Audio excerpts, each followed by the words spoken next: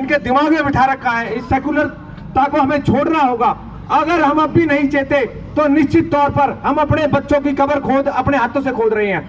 हमें चेतना होगा, हमें जागना होगा।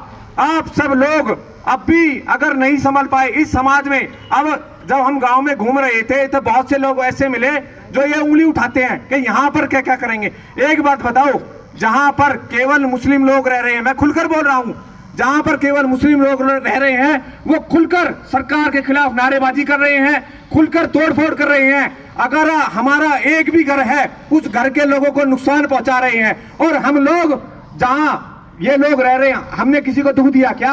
हमने केवल इतना जताया कि हम सरकार का समर्थन करते हैं और प्रत्येक गांव में ये समर्थन होना चाहिए। मैं निवेदन करता हूं सोशल मीडिया के माध्यम से, हमारा प्रत्येक गांव पूरे देश के अंदर प्रत्येक गांव ये समर्थन करे, सरकार पर दबाव बनाए, इन कांग्रेसी सरकारों पर दबाव बनाए कि जो एनआरसी देश में लागू हुआ है इसे कि जो भी इनकी राज्य की सरकारें हैं वो लागू करें। आज कमलनाथ ने स्पष्ट तौर पर मना किया है कि कांग्रेस सरकार इसे लागू नहीं करेगी। तो ये बताओ ये किसके लिए खतरे की घंटी है? ये आपके और हमारे लोगों के लिए खतरे की घंटी है।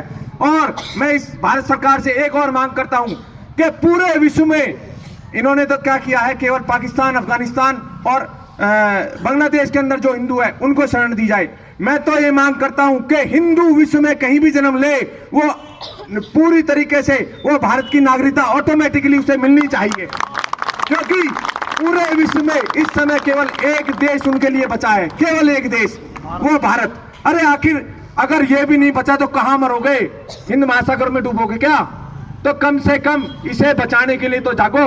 और अब भी अगर आपकी आंखें नहीं खुलती है तो निश्चित तौर पर वो अपने मंसूबों में लगे हुए हैं, आप सोते रह जाओगे। हम कुछ लोग हम सब मिलकर कुछ भी नहीं कर पाएंगे। सबको जागना होगा, सबको इस कार्य में लगना होगा। मैं आप सबसे निवेदन करता हूं कि ज्यादा से ज्यादा लोगों को जगाने का प्रयास करें। भाई साहब, ये नहीं कि मेरा कुछ नहीं हो रहा, एक दिन जब विपत्ति आएगी तो वो किसी को नहीं छोड़ेंगे। वो चाहे जो घरों में बैठा है उसको भी नहीं छोड़ेंगे, जो रास्तों पे संघर्ष कर रहा है उसको भी नहीं छोड़ेंगे। तो मैं सबसे पहले आप सबका धन्यवाद करता हूं और एक बार फिर से कहता हूं कि आप सब लोग अपने आप को जगाने का सबसे पहले प्रयास करें, उसके बाद लोगों को जगाने का प्रयास करें। इस बात को समझाएं भारत सरकार जो एनआरसी लागू किया है कि इस वैसे जो हमारे यहाँ पर देश में लोग बसे हुए हैं जिन्हें मुस्लिम कहते हैं, उन्हें इससे कोई डर नहीं है।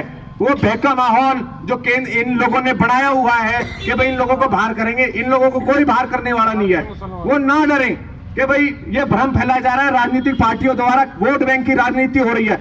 और कुछ लोग ये उड़दंग मचाना चाहते हैं, ये टेस्ट करना चाहते हैं कि इन हिंदुओं को ये जागेंगे नहीं। और निश्चित तौर पर ज्यादातर देश में देखा जा रहा है कि हिंदू अभी सोया हुआ है।